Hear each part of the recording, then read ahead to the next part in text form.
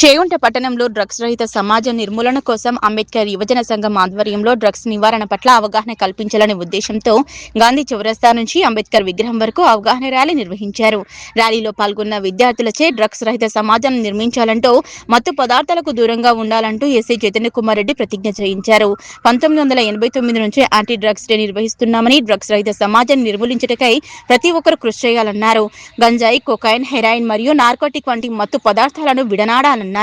ఈ సందర్భంగా విద్యార్థులు మాట్లాడుతూ మత్తు పదార్థాలకు, మాదక ద్రవ్యాలకు దూరంగా, మత్తు పదార్థాలకు బానిసలకు అయితే ఆర్థికంగా, ఆరోగ్యపరంగా ఇబ్బందులు ఎదుర్కొంటామని, డ్రగ్స్ రహిత సమాజ నిర్మూలన కోసం ప్రతి ఒక్కరూ కృషి చేయాలన్నారు.